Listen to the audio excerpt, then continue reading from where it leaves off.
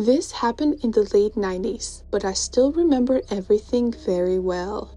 I was about 4 or 5 years old, and my parents had just separated. My mom was living in a 2-bedroom apartment at the time.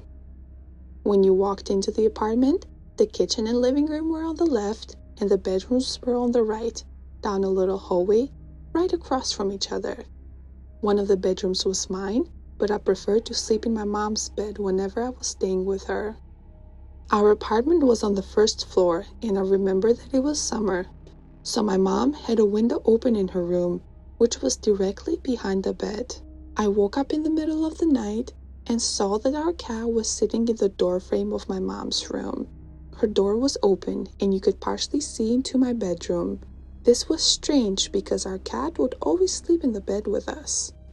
As I was watching him, he walked in my bedroom and meowed. I turned to face my mom and wake her up, and in the 3-4 seconds it took her to wake up and ask me what was wrong, we both looked back up at the doorframe. There was a man standing by my open door, making his way out of my bedroom. I still don't know how she managed to do it so quickly, but my mom proceeded to pick me up and literally throw me out of the screened window. She quickly followed, and we both started running and screaming for help as loud as we could until someone called 911. The police came but didn't see any signs of forced entry, only that our front door was unlocked, which led them to believe the men must have exited that way.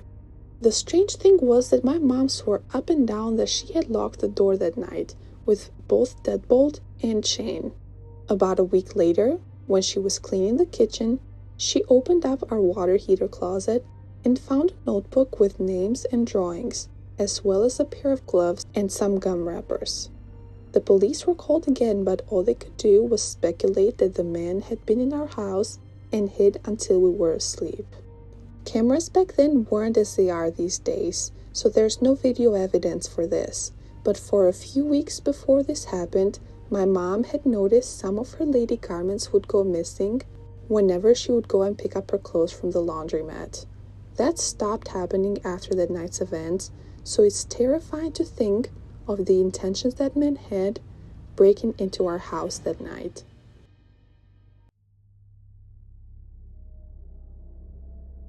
When I was 10, I moved to my dad's house and didn't know anyone in the area except for our next door neighbors my dad was friends with. It was a family of 4, a single mom with 3 kids, one of which was the girl 2 years older than me, who for the sake of the story we'll call Anna. I had gotten to know her a little over the next few years. We weren't close, but ended up having the same group of friends. One night, a few years after I moved to my dad's, my friend Rob was hanging out with her and her younger brother alone at their house since their mom was at work. Randomly, there's a knock at the door. Anna goes to answer it thinking it was her mom because she knocked a certain way when coming in. Rob, who wasn't supposed to be there, took off through the window to his house down the road. He never thought twice about it. A few minutes later, Anna was found dead inside her own home. Here's what I think happened based on a few things I found out over the next few days. Anna's mom had a friend whose sister was recently let out of a mental institution. It was later found out that the reason she was in there was because she was charged with aggravated assault towards a mom and her kid. It appears that after meeting Anna's mom and finding out she has kids, she chose her as her next target. That day, after figuring out Anna's mom's work schedule, she knocked at their door pretending to be her. When Anna opened the door, she attacked her. Luckily, the little brother escaped and made it to the neighbor's house to ask for help. When the police came, Anna was found decapitated. Her body was laying in the tub, but her head wasn't near her. The police spent the next few hours looking for her head, which sadly was found in a box under the Christmas tree next to the other presents. The lady was put in another mental health facility, and the family buried their daughter on Christmas Eve.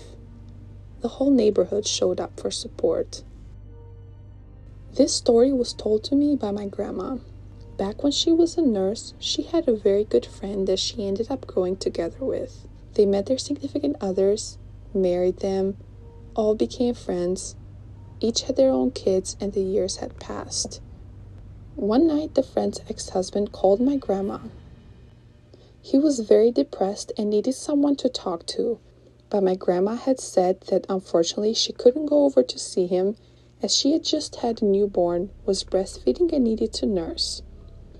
He said he understood and said, "I'll see you soon then." My grandpa was on nights at work at this time, so she wasn't expecting anyone to come home or visit until the next morning. At about 9 p.m. that night, she heard their front gate open. The gate was loud and she preferred it that way, so that when she was home alone, she knew when someone walked up to the house. She assumed that maybe Granddad had been sent home or forgot something, so thought nothing of it. It was until the family dog, Ben, began to stiffen up and growl towards the front door, and nobody opened it. Grandma insisted he had never been like that. He was a dog that had been raised around 4 kids, very gentle and patient. She tried to get up to open the front door to see if some kids were playing around with her, but she couldn't. She was frozen in her place on the chair.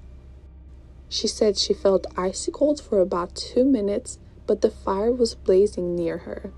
Grandma described that after the cold began to fade, she felt very calm and serene and heard the front gate open once more.